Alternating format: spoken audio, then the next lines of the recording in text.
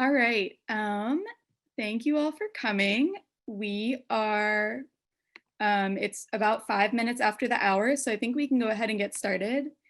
And if you haven't introduced yourself yet, please continue to do that in the chat with your name, your pronouns, something you're excited for about this training. Yeah, it is so good to see so many people here, and we are really excited for this. I think we can go ahead and put up the slides, even as we're waiting for even more people to come.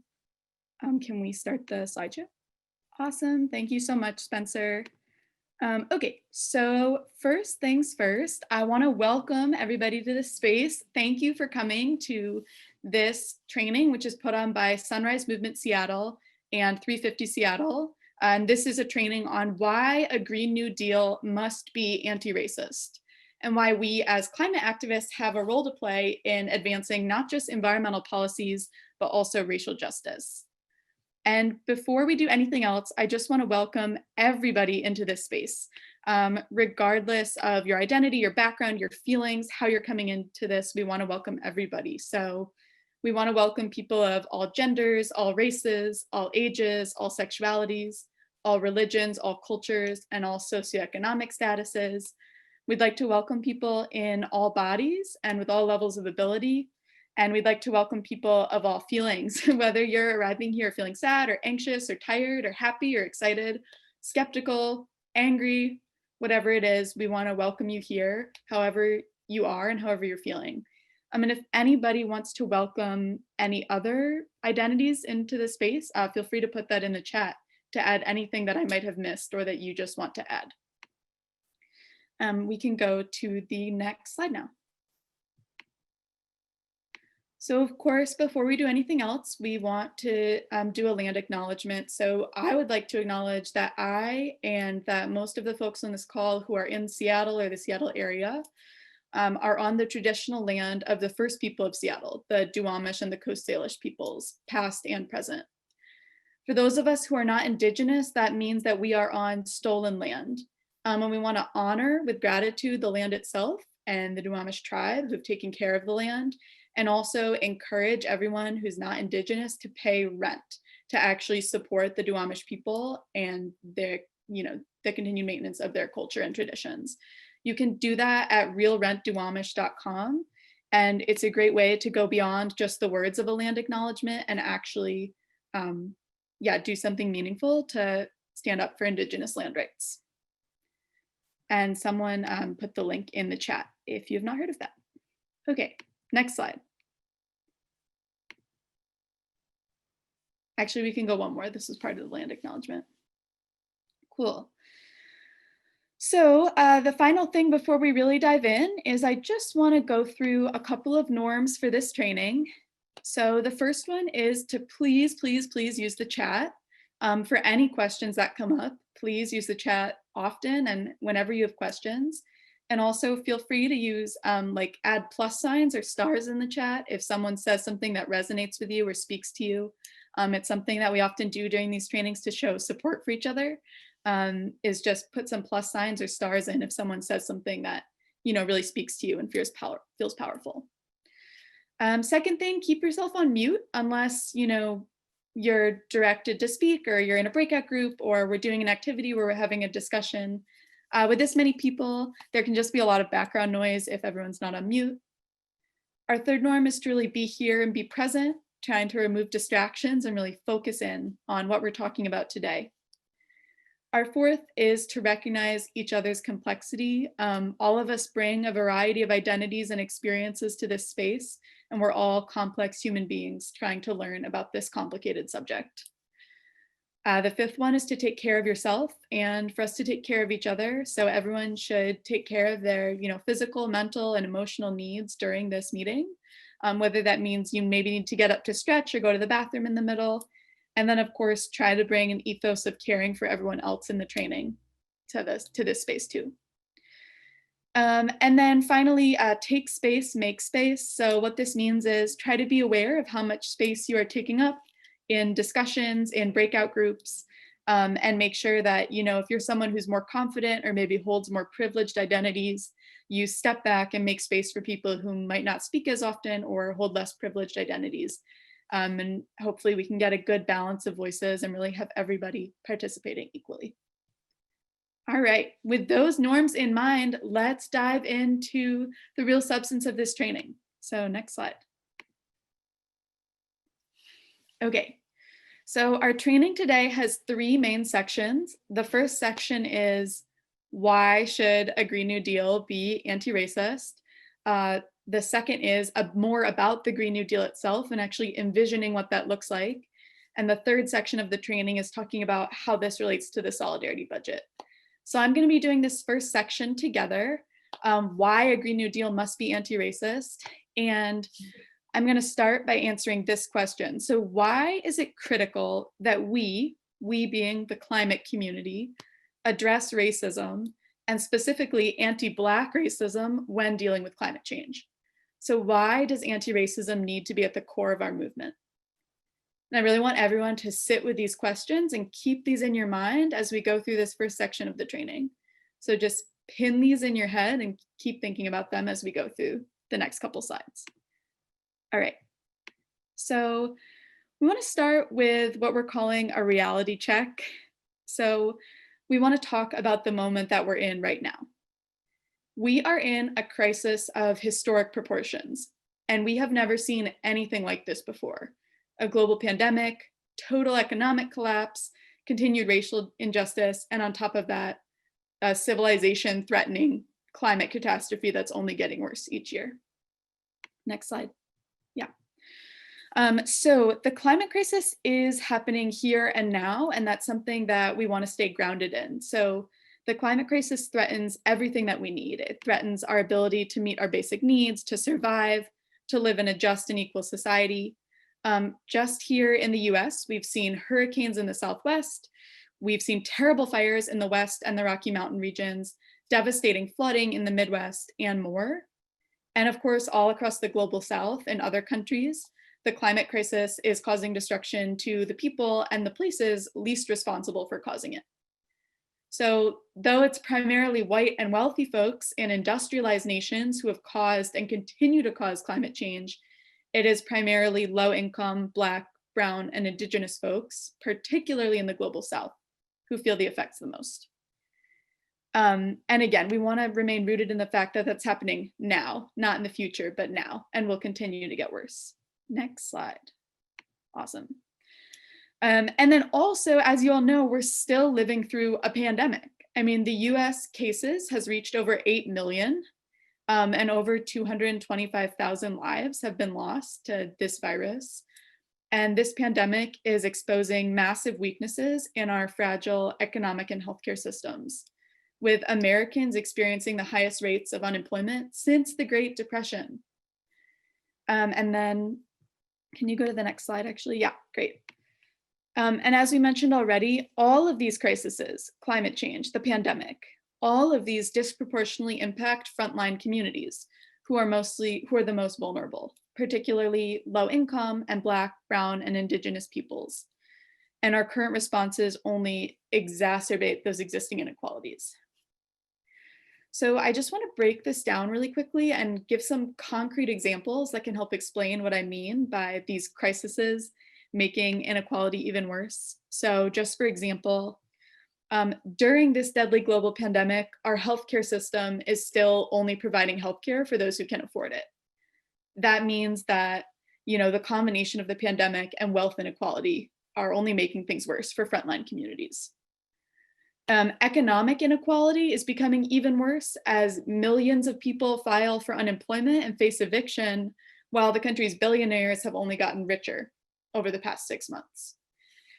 As another example, the massive wildfires of this summer, a huge climate catastrophe, are affecting the air that all of us breathe, but are causing the worst impacts for people who are unhoused and people who can't access healthcare. So even as we work to fight the climate crisis and fight the coronavirus pandemic, we have to realize that these are both all tangled and tied together with our other crises of white supremacy, economic inequality, healthcare inequity, and all of these other systems of oppression. So we are facing actually multiple crises at once, and they are all very intricately connected and reinforce each other and make each other worse. make each other worse. You can go to the next slide. So we kind of want to give you all some space to take a deep breath. I know that was a lot I just basically spent a couple minutes talking about how dire the state of the world is and how much we've lost or stand to lose. And we know that in society today, we don't often create space for collective grieving or just processing our feelings about all of what's going on. And a lot of feelings do come up for people when thinking about all of this, even feelings that we might not recognize or understand yet. But we welcome all of those feelings. So we want to just give everyone 1 to 2 minutes to journal or to write down or to type on your computer or just to think and reflect about what this moment means to you and how it feels to you. So we're just going to give you 1 to 2 minutes to do that, and then we're going to share in the chat. So take a pause, take a deep breath, think about what this moment means and how it feels, and then we'll come back together.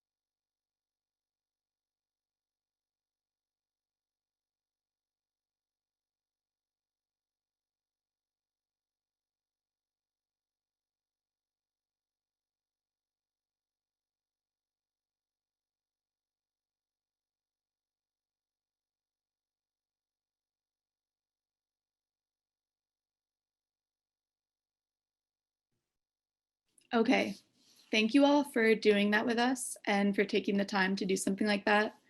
I want you to encourage you to come back and to share maybe a word or a couple words or more about how you felt in the chat, and just let us process some of those feelings. So if you guys want to share your thoughts and feelings that you might have written down or thought about in the chat, that would be wonderful. And then we'll move on. Or maybe I'll keep going while you do that, just to make sure we have time for everything. Let's see. The steady increase in impact for the last 30 years has caught up and has created a weight which both overwhelms and ignites. Yeah, I feel like that's very accurate. Scared because of Bill says in the chat, scared because what is happening right now for the economy, healthcare, justice system, and the environment. Definitely, I want to resonate with that, Bill. I feel a lot of fear too. But hopeful about early youth voter turnout. Yeah, there are like definitely moments of hope in moments of crisis. Absolutely. And the environment. Yeah, and more people paying attention to healthcare and the environment. Great. Thank you both for sharing. Aki says, bit angry, time for the oppressors to stop winning. Definitely. Jess says, I'm thinking about this Rebecca Solnit quote, hope isn't the silly thing with feathers, it's the axe that you use to break down the door. Yeah, very empowering and powerful kind of hope. That's a great quote. Cool. Everyone should feel free to keep sharing things in the chat, but for the sake of time and making sure we get to the full content of this training, I'm going to move on to the next slide.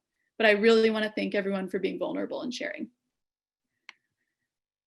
Okay, so I took a little bit of time to talk about the current moment that we're in and how climate and the environment and the coronavirus pandemic have become all tangled up in other systems of oppression like racism and classism. But we also need to talk a little bit about the history of the environmental movement too. And we need to recognize that not only are these systems tangled now, but that historically, the environmental movement has deliberately harmed communities of color and Indigenous folks. So the history of racism goes far back in the history of the environmental movement. Just for a few examples, many of you have heard these examples before, some of you may not. Many of the earliest and most famous founders of the conservation movement were also leading proponents of racist eugenics policies that pushed pseudoscience to support white supremacy. Madison Grant, who's the furthest left picture on this slide, is one of like the founding thinkers on eugenics in the United States, and also a leading conservationist. Another example is the violent expulsion of indigenous peoples from their native lands, including to develop our beloved national park system. So oftentimes in the early days of the environmental movement, we put conservation ahead of the real rights and sacred rights of indigenous folks. Another example is the long-held belief in the environmental movement that environmental degradation and climate change can be blamed on uncontrolled global population growth in poor communities of color, and not like reckless profiteering and overconsumption by wealthy and mostly white folks. So oftentimes when we talk about overpopulation, we tend to not focus on the people who consume and have destroyed the most. And finally, just generally, people of color have been largely excluded from conversations about and decision-making about environmental policies and about conservation. And because people of color have been excluded from the table, these policies often end up being unjust or unequal, and having a disparate impact. Next slide. So the really important thing here is that racism has been embedded within the environmental movement for decades and caused untold harm to communities of color. And as part of the new climate movement, we are all having to reckon with the ways that our movement has these historical roots that have contributed to an upheld white supremacy and systemic racism, while leaving out the voices of those most affected by our changing climate. So we are fighting decades of legacy of racism embedded within our movement.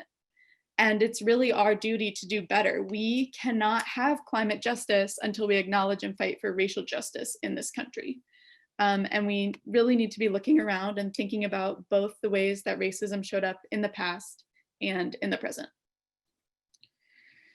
So the next thing that we're going to do is we're going to watch a short video so you can hear from someone who's not me about this, and hear from a totally different perspective about why systemic racism and the climate crisis are connected.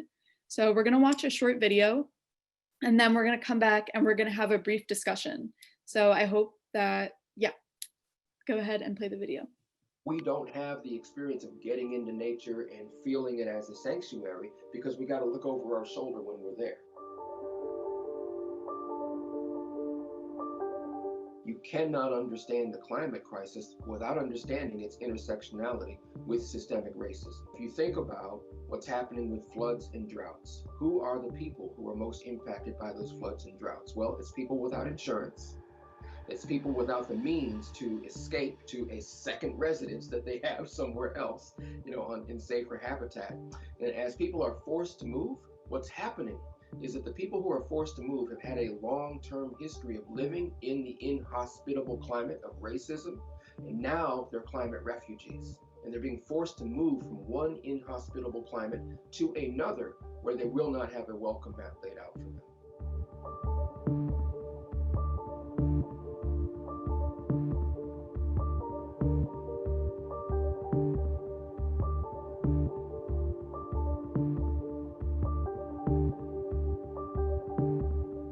Environmental movement at its core, being led by white men, was also an extremely violently patriarchal, kind of construct in terms of thinking about, we want to preserve nature for men to get out in nature, right? To have time away from the women in our lives and communities. It's our province, right? So it's a white male province, but it's not it's not something for all human beings. African Americans go out into a public park, particularly if there's more than one of us, we will tend to have the police called on us.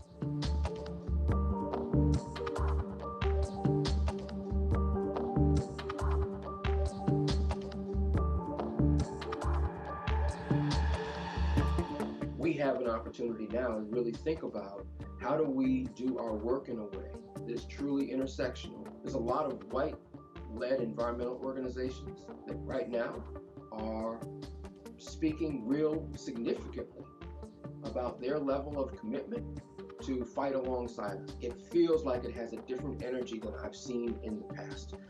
In the past, it was always, well, I'll do something, but it's very much in alignment with the critique that Martin Luther King Jr. had in his letter from a Birmingham jail, that white folks will have our back when it's convenient for them. On a sunny day, I'll have your back. But if it's raining, I got my umbrella and I'm over in a safe spot. If there's any possibility of me losing my assets by having your back, there's no way I'm going to do it. This is a moment where we're sensing people are saying, I will put what I have at risk in solidarity with you. Let this be the last time that society allows anybody to put their foot on the neck of a black man and get away with it.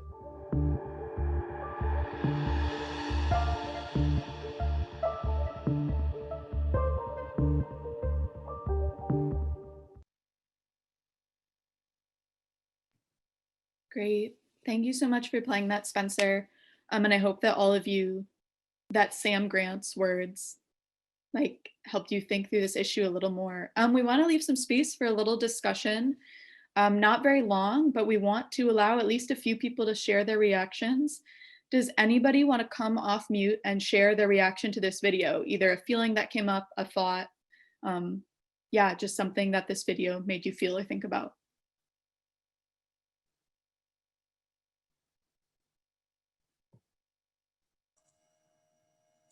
One initial reaction I had was just noticing that it was even labeled as an opinion video, which personally, I don't think I've ever noticed that on a Now This video. So I think the fact that like these media outlets can't even necessarily brand it as something that's truth still speaks to like how much further we have to go. Wow, that is really, I did not even notice that. I feel like that's a really interesting thing to notice. That's awesome. That's like, I'm really glad you pointed that out.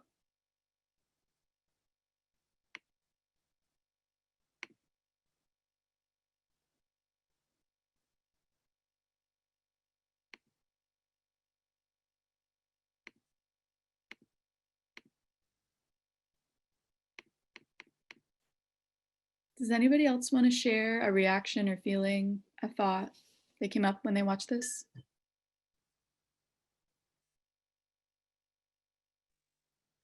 I thought the note on, especially including like patriarchy and like, oh, these men are just wanting to preserve the outdoors so they can get away from their responsibilities, their homes, their wives was super striking to me. I hadn't heard that before, but I believe it.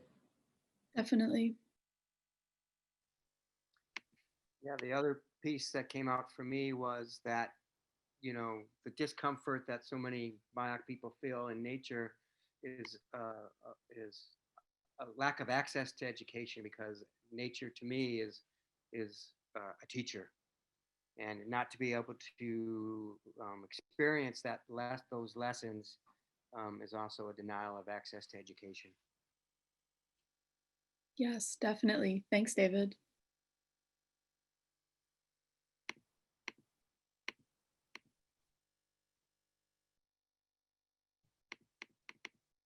Okay, I'm going to move us forward. Can you go to the next slide, Spencer? Thank you. So thank you all for watching that video with us.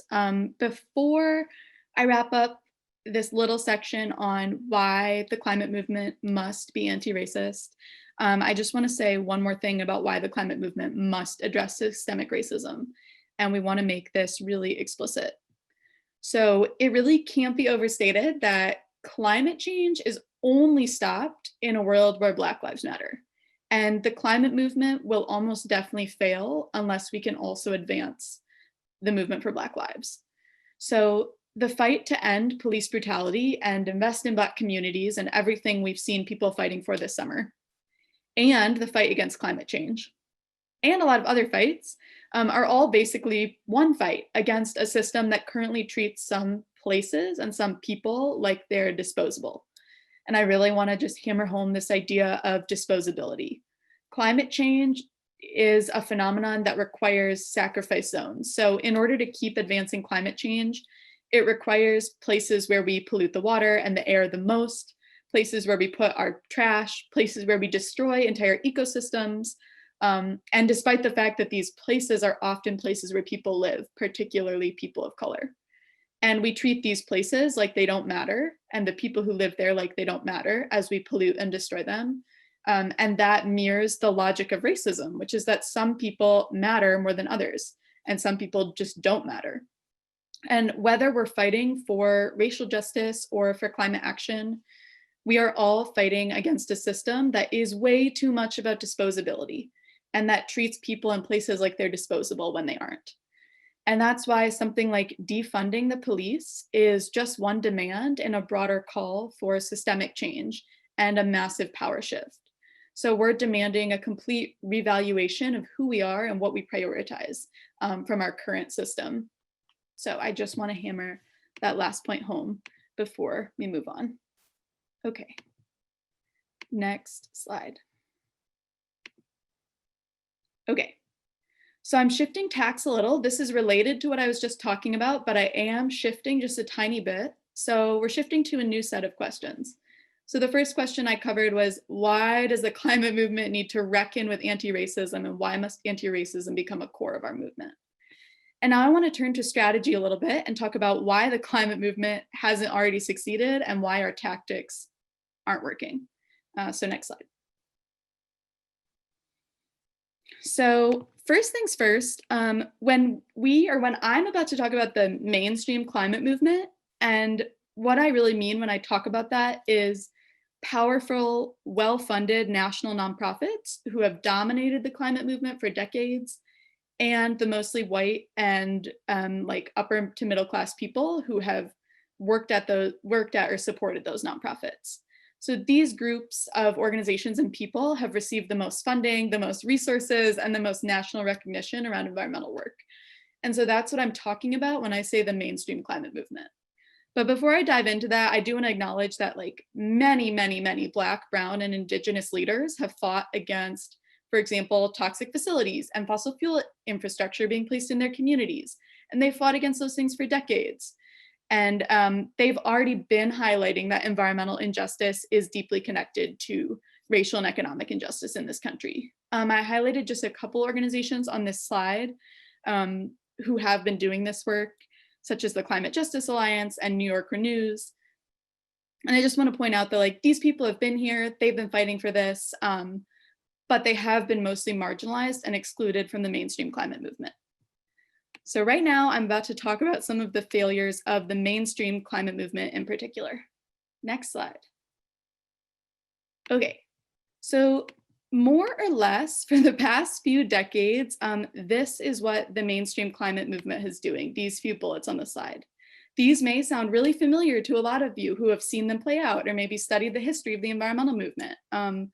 So for the past couple decades, the climate movement has focused on middle and upper class white communities, relied on the particular tactic of lobbying politicians more than anything.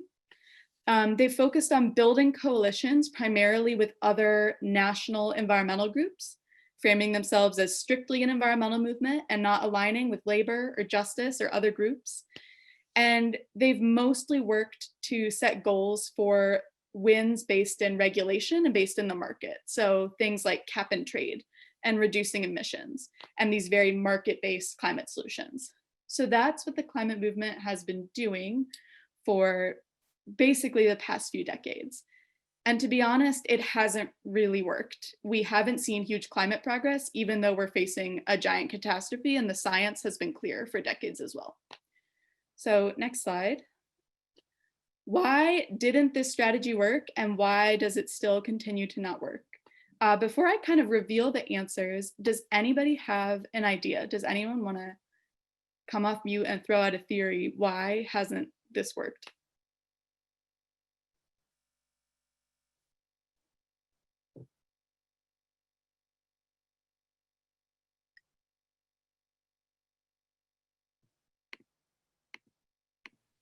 Because it doesn't actually address the root of what's causing these problems. Yes, great answer.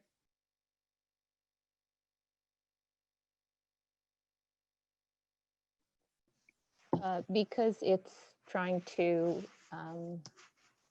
generate solutions that operate within the system, the very systems that have created the problems. Yes, also a great answer.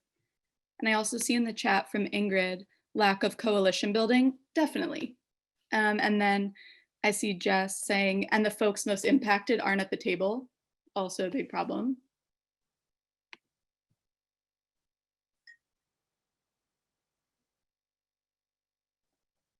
And then everything has been working too strongly from within a capitalist system, which is precisely the system that extracts from oppressed BIPOC communities.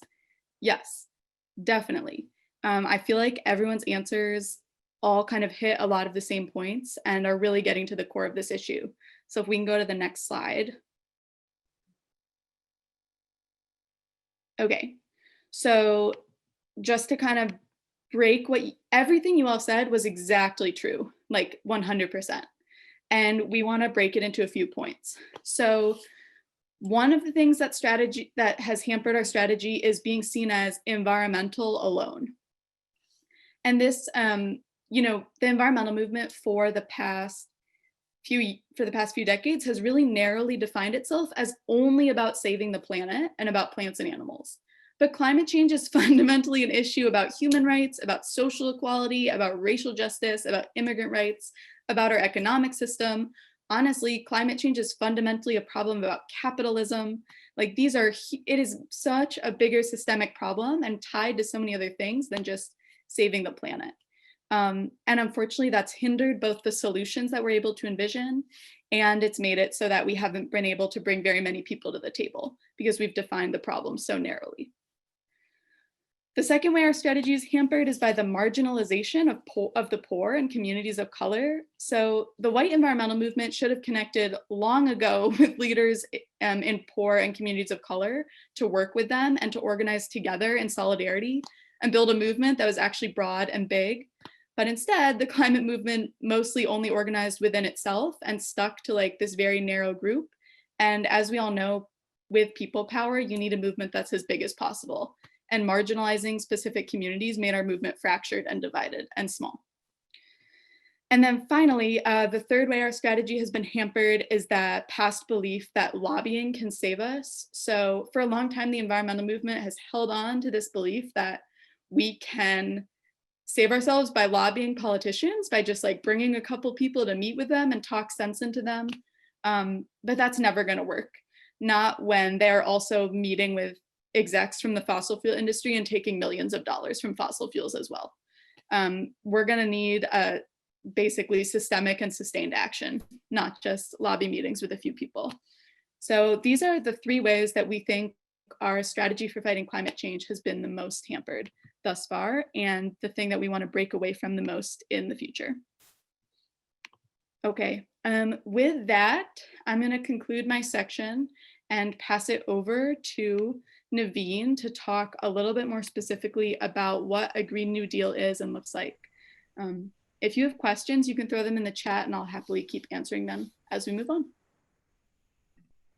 Yeah, thank you, Sarah. And so to begin from that point of that last module, we're in a crisis or crises of historic proportions with COVID-19, continued racial injustice, and the climate crisis. And we know that the mainstream environmental movement did not put forward visionary policy or build a movement, and they lost. So we'll take some time to dig into why winning a Green New Deal is necessary to address climate change, create millions of good jobs, and ensure the health and dignity of all people. If we could go to the next slide, thank you. And so first, a few facts about the federal Green New Deal just to get us started. And so the federal resolution is not specific legislation that explains certain implementations. It's a very brief statement of the values of this Green New Deal. And the reason for that is a big problem like the one we're facing requires a comprehensive solution. We're advocating for something that transforms our society. And so if we wanted to talk just about solar panels or specific technology that sequesters carbon, we could very easily write legislation around that. But we want more. We want to shift from an extractive economy to one with real climate justice. And we believe that the Green New Deal is a vehicle to help us get there. If we could go to the next part. And so I said it's a statement of values. And so it really focuses around three pillars. The first being stopping the climate crisis through a 10-year nationwide mobilization to think about all the ways we need to transform our society in order to decarbonize and do so equitably. And so that will entail action at the federal level, like with this resolution, but also at the state level and local actions as well, and government investment at all three levels. And then this second point, as we make these large investments and large scale changes in our society, there's a real opportunity to create many jobs, and jobs that are safe, provide a living wage, and provide dignified work. And so this is also coupled to making sure that the money we spend is actually going to communities, not exacerbating existing inequalities. And for this third point, we have to uphold the rights of all people. Rights to a job with a family sustaining wage, high quality healthcare, affordable, safe and adequate housing, economic security, clean water, clean air, community resiliency, and climate resiliency as well. And as that video talked about earlier, access to nature, opportunities for all people to feel safe in green spaces.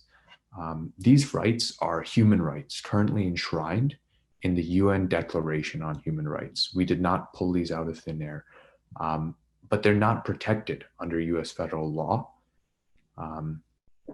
And so that's one more pillar of the Green New Deal. And so we frame this at a national level. But like I said, this is something that's going to need to be done at the federal level, at the state level, and at the local level.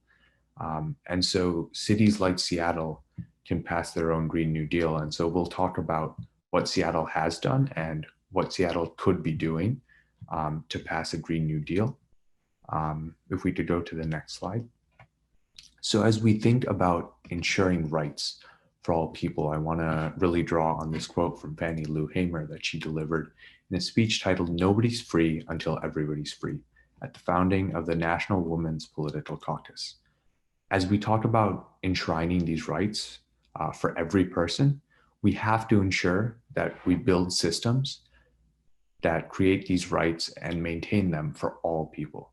We will not have a Green New Deal unless we address these systems of oppression like white supremacy. And when we talk about defending the dignity of all people, let's focus on what that means in the current moment. So as people who care about the Green New Deal, we need to support measures like defunding the police and investing in communities that address anti-Black racism.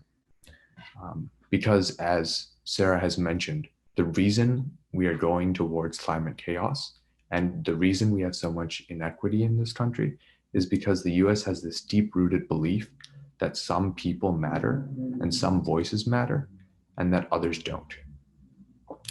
If we could go to the next slide. And so far, this has been a pretty abstract discussion of the goals of the Green New Deal, including ensuring rights and a total societal transformation. But what does that actually look like in the Seattle context?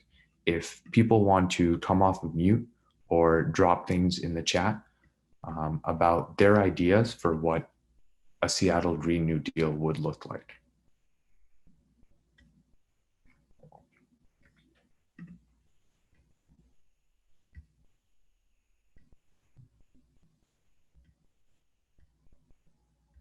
Ace, thank you. Yeah, fare free transit, just as more affordable housing in every neighborhood. Meg mentions affordable housing and anti-displacement measures.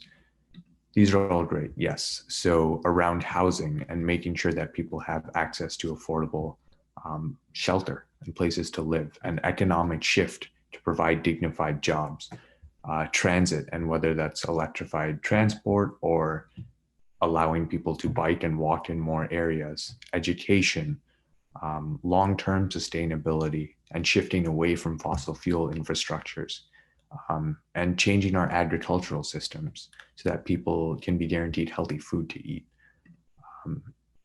And then I also see, yeah, Laura just put something in, thank you, industrial lands planning. So, not just about cars and freight, but focused on creating green economy jobs. And so these are all great points. If we could go to the next slide. So we've been talking about the Green New Deal, and what we did on this slide is just think about at the Seattle level, what are particular focal areas within this Green New Deal? And now we're hoping that people can brainstorm ways that a Seattle Green New Deal can be anti-racist. We know, based on what Sarah has been talking about, that we have to address racism, and specifically anti-Black racism, as we put forward a vision for what a Seattle Green New Deal looks like.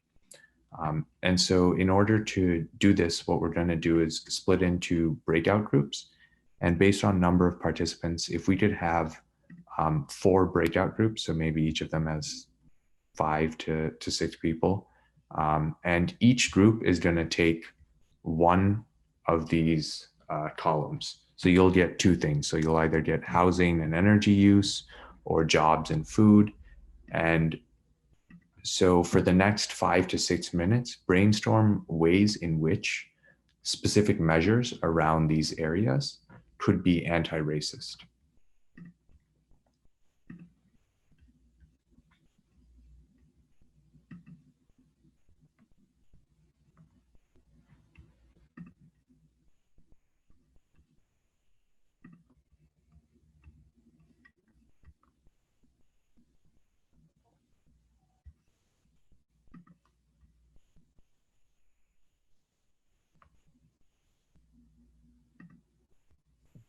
How do people know which column they're doing? Right. So I think that's a good point. I didn't mention it in the columns. The idea was like breakout group 1 does the leftmost column, and then breakout group 2 does second column. Spencer, would you be able to broadcast a message around that? I just think they also can't see the slide anymore. Yeah, I'll broadcast a message for like what each one is. Yeah, thank you.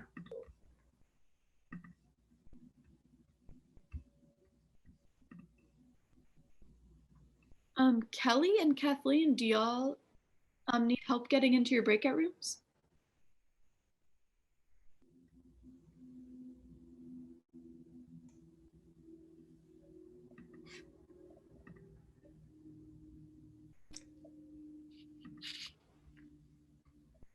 Okay. I know sometimes folks don't want to necessarily go in for various reasons, or they could have stepped away from their computer for a minute. There we go.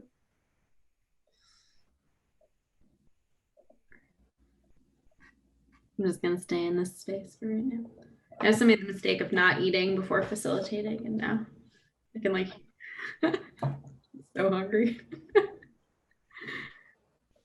I feel like it's going really well so far. It used to be, I really thought it was gonna run long, but it's right on schedule. And people are really using the chat. That's always exciting.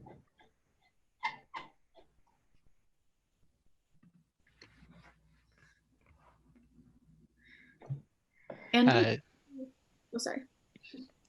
I was just gonna say I forgot to set a time limit when I created the breakout rooms. So we'll say I'll close them manually at 6:50. Yeah, even yeah, if we could do 6:51, just give them a little extra time. All right. And then yeah, should be probably another 5 to 6 minutes after that, depending on how much enthusiasm there is around sharing back. And then we'll be ready for the solidarity budget. Yeah, no rush on getting the timing over to me, because I can always get the last piece. And I might just based on like, I'll just read the energy, I think, see how folks are doing. Mm-hmm. People were really sharing back during the discussion parts. I feel like sometimes in big meetings like this, like no one will say anything, but we had like multiple people share. So hopefully they'll be talkative when they come back. Mm-hmm.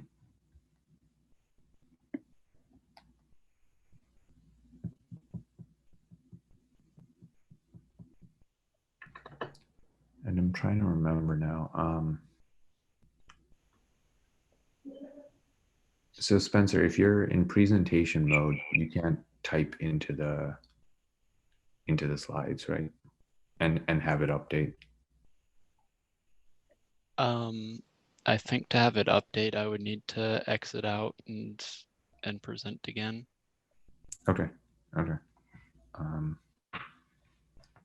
Yeah. We could like type while people talk and then share it after they talk. Yeah. Yeah. That probably makes the most sense. Sarah or Med, would one of you be comfortable typing it in? Yeah, I'm happy to. Okay. Thanks, Sarah. Just to totally make sure I do this right. This is on the first slide, right? The one Yes. that's Yep. First slide. adding to the. Okay, cool.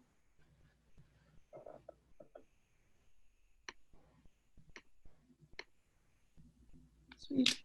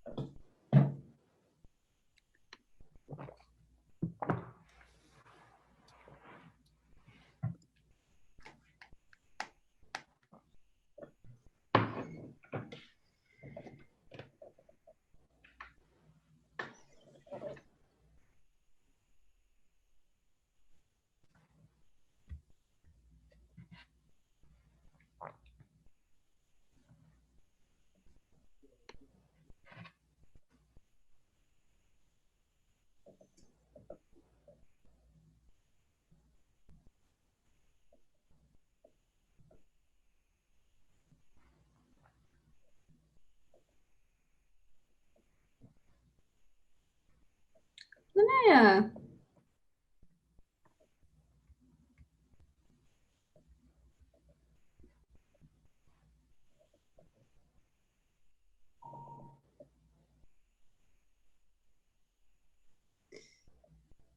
Oh, people are popping all back. All right. That was a rapid return, which I'll take to mean everyone was kicked out of their breakout rooms. Hopefully good discussion. Yeah, so what came up for folks? If I could start with the group that was talking about housing and then energy use and infrastructure, what were you thinking about in regards to how we can specifically make this anti-racist? I took some notes, so I'll read them, but there are people in the group with some really great feedback that these notes are based on. So if they want to jump in and talk, feel free. For housing, though, we talked about, of course, affordable housing, potentially publicly owned housing.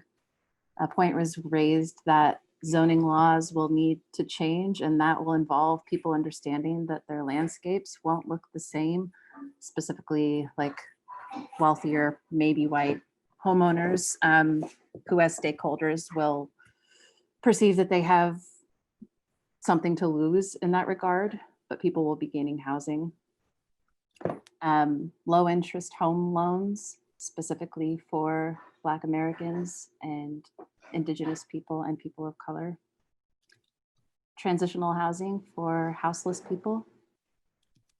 And then for energy use, we talked about how this is one example where you can't reinvest in communities without divesting from the police. Actually, you know, again, if somebody from my group wants to speak to this point, that's great. But we were talking about how without addressing root causes, you can't really force everybody to do the same thing in terms of energy use. So I guess making it more accessible. And then in terms of infrastructure and the building of infrastructure, considering training programs and priority hire programs and the ability to hire undocumented people and people who have been imprisoned to do these jobs. And those are the notes that I had. Thank you. Really appreciate you sharing that back and everyone in that group. For the group that focused on jobs and food, what were you talking about?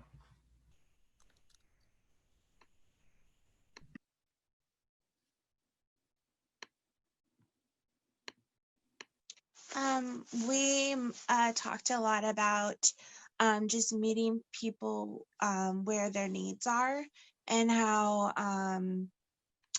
you know, a lot of the incentives for farmers markets and for our local farmers and are not necessarily having farmers markets in low income neighborhoods and low income places, and how even when you have you know, funds for those individuals, the simple accessibility of getting to those locations is a huge hurdle, and that it can sometimes take like 2 hours on a bus, and you know, it's for a lot of people that's, you know, it's just a lot, and it's obviously a disparity between, you know, people who can easily go and get these things versus people who have to, you know, ride 2 hours on a bus. And it's,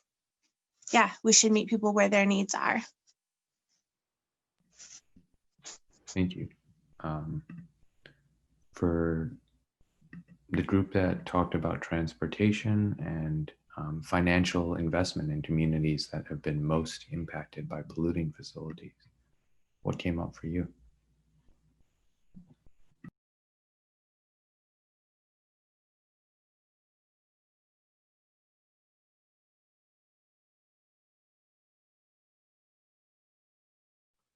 We mostly talked about how there's a gap in terms of if you promote like public mass transit or improve bike infrastructure for a lot of lower income communities who are, you know, getting displaced from Seattle, like the Metro bus system or biking aren't that great options. So we talked about like, okay, maybe, you know, we need like a true high speed rail, you know, system that would work a little bit better, or to add like, you know, a greener transportation option for people not in the immediate Seattle urban core.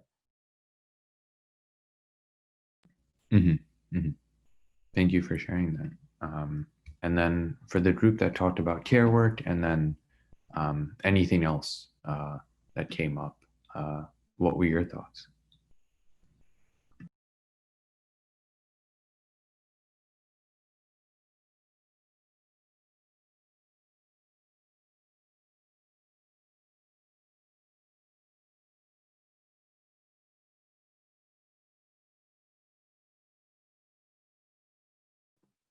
I think that was our group. We didn't really discuss it that much, but just thinking about it, like definitely for childcare and for care for older people, I think that there should definitely be like some city program to help subsidize that, because not having childcare affects low-income families disproportionately because parents aren't able to take time off from work to take care of children, but also need to do so, so they're unable to earn as much as they could.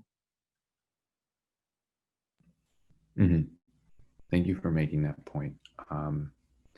So now if we could share slides again. And before we continue, just one thing I would add is heard the phrase low income a lot. And that is certainly important. But as we think about ways that a Seattle Green New Deal can be anti-racist, specifically thinking also about what does this mean for Black communities, for Indigenous communities, for various communities of color. Just want you to name that. And then if we could go to the next slide. So these were just some of the things that we were thinking about as we put together this training.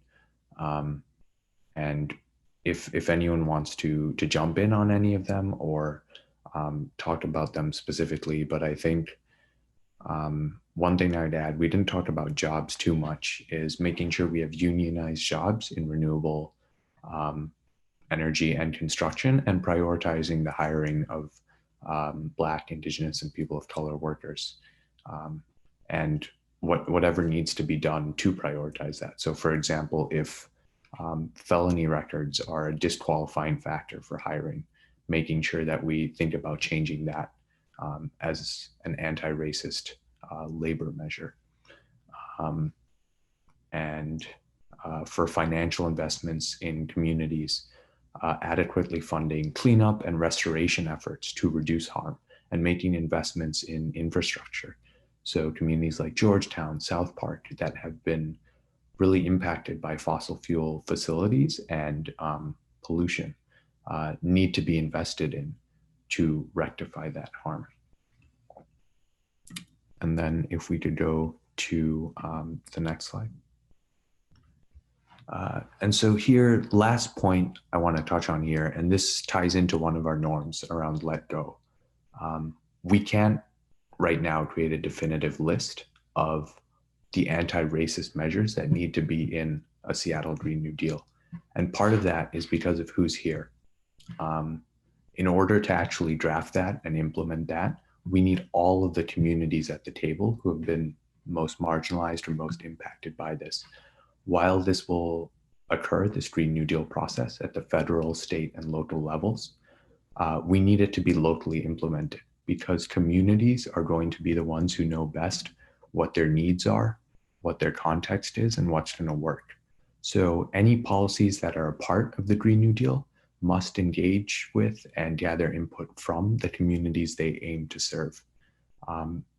Being built, implemented, and administered by processes that are inclusive of and led by frontline and vulnerable communities and workers. Okay, and so with that, I will turn it over to Meg to talk about what that means in our fight for the solidarity budget. Yeah, hi everyone. My name is Meg. I use she, her pronouns, and I work at 350 Seattle. And I'm gonna, as Naveen was saying, talk about, what does this really mean for the solidarity budget, and how does the Green New Deal connect? And so early this summer, Seattle Mayor Jenny Durkin promised $100 million for Black communities. And as a result, King County Equity Now, DCRIM, Seattle, and many others began a participatory budgeting process to allow Black people across Seattle to determine how that money should be spent. And we can go to the next slide. And as this promise was made, the mayor prepared her budget proposal to send to the city council for approval. So this happened at the end of September. And unsurprisingly, the proposed budget not only fell 170 million short of defunding SPD by 50%, but it also took the 100 million that was promised for Black communities, not from the police, but from the Jumpstart progressive tax revenue, which was designed to fund affordable housing and COVID-19 assistance. And in addition, Durkin actually handpicked a task force that would decide how this $100 million would be used. We can go to the next slide. And the reason I'm surfacing this context is because before we actually dive into what the solidarity budget is and how you can get involved, we really wanted to take a second to connect this back to the history and the current context we just provided. And so I'm just going to ask you to take 2 minutes to consider the questions below and to pop your answers into the chat.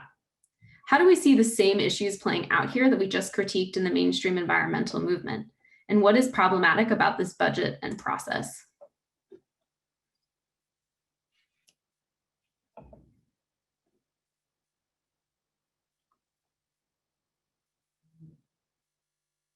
Yeah, for sure. Definite lack of community empowerment.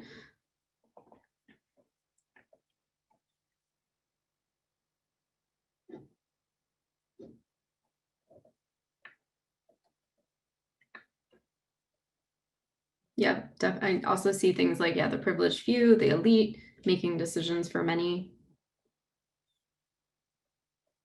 Yep, and the folks who are closest to this issue being left out. Yeah, and that's, the big one, right, as well, just like it's reallocating money instead of using the money from a defunded SPD. So you're not getting at the core of this issue, like the root of this issue, isn't seeing in the chat. Exactly.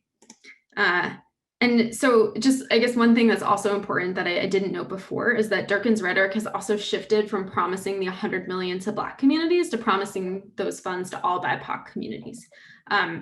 And this ignores some of the ways that systemic racism works, particularly in connection to anti-Blackness in this country. So the Solidarity Budget Coalition is talking about holding Durkan accountable to her initial promise of 100 million for Black communities, and then taking the rest of the money, because if you defund SPD, that is upwards of $200 million. That's only the 50% defunding, to invest in all BIPOC communities.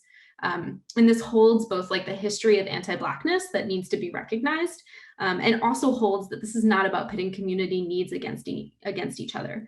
Addressing anti-Black systemic racism, the housing crisis, climate justice, all of this is the same fight. And we can go to the next slide. Because as a result of the events that I just outlined, a broad coalition of racial justice organizations, environmental justice groups, labor movements, and so many others rallied towards what we're going to talk about right now, which is the Solidarity Budget. And this budget recognizes that we must address the interconnected crises that we face in Seattle and outside of Seattle. And the budget, to be totally honest, it is a complex creation. It involves a lot of departments. It uses complex legal and financial jargon. And all of this is because it ultimately benefits those in power to make this really confusing. Not to mention it comprises, hundreds of millions of dollars. But ultimately, what matters is what are the tangible changes that people feel in their lives. And so as a coalition, there has been 3 key moral asks of this budget. And the first is how do we center challenging systemic anti-Black racism? As folks have already surfaced here, how are we divesting from police systems, investing in Black communities, and making the shift through participatory budgeting with the full participation of the communities most impacted by policing and racial oppression? Are we divesting from a failed culture of like retribution, so like punishment, and into a culture of mutual aid? And Spencer, we can hop to the next slide. The second is just, do we rise to the challenge of the climate crisis? Are we taking strides towards a carbon-free city by building ample affordable housing, transforming our transportation system, and investing in a just transition that protects workers and prioritizes communities on the front lines of the crisis? And finally, do we rise to the challenge of the COVID-19 economic crisis? Are we raising new progressive revenue and expanding city services, public investments, and support for struggling households and small businesses to help pull our city out of a recession? And ultimately, for all 3 of these, it's really just about taking meaningful, equitable action.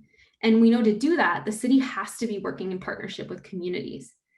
So we actually want to take a second to just name the power of this coalition and show some of the organizations. Yeah, I think one of the columns is missing here. That's okay. Oh, perfect. Thanks, Spencer. Oh. Well, there are 3 columns, and we'll even go and pop into the next slide. Just take a look. This is not even the most updated. And Spencer, if you want to just hop to the slide after, that's cool. Transitions. It gets you.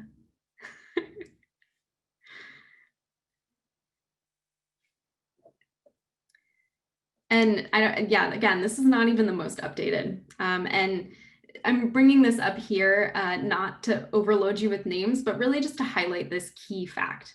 There are so many of us who do this work because we recognize that it is vital to our city. And we're coming to this with various strengths and perspectives, but it's in the differences in our orgs that make up our collective power. And again, centering and listening to the voices of those closest to the issue and most impacted.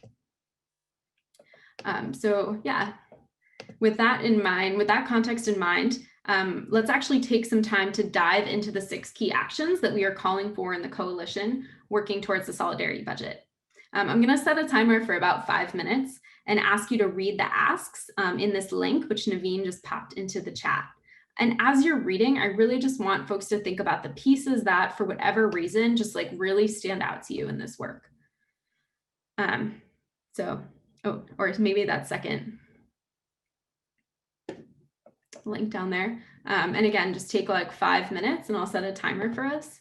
And I will see you back in a few. Awesome. So I'm going to start to bring folks back. See you, David. Thanks for joining us. Just looking in the chat. Awesome. So as myself and the other facilitators have already said here, it's really our people power and various strengths and perspectives that are so critical to this work. And we want you to have some time to think about what resonates for you in this budget, and also to hear like what resonates for other folks as well. And additionally, we know that people's why for being a part of this work can sometimes be a bit heavy. But we also know there's so much joy and resilience to be found in community and in coalition. So we wanted to play with that a bit and just tap into that joy with a fun activity around the budget, which I will admit that fun and budget don't normally go together. But we're gonna head into breakout rooms for a few minutes to play a game of yes and. And if you've never played this before, the way that it works, you've already done the first step. You read the 6 amendments. Then one person will start off the group by picking a portion of the call to action that they really like. And they'll say, well, I really like the solidarity budget because, and fill it in. And then someone else will jump in and say, yes, and I really like the solidarity budget because, and fill it in. And we're going to ask that you keep going until, even if you like are speaking more than once, because there's a lot to really dive in here and be excited about. And you're only going to be in breakout rooms for about 3 minutes. You might want to set an order from the beginning about how you want to speak, or you might want to just popcorn. And we're going to do the same thing. We're going to do 4 breakout groups. So Spencer, however that looks like numbers wise.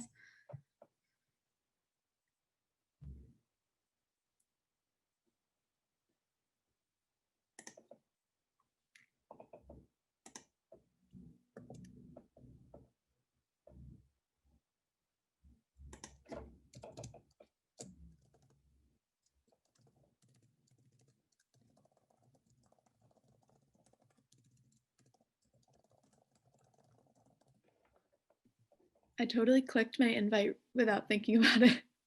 Then I was like, wait. Go back.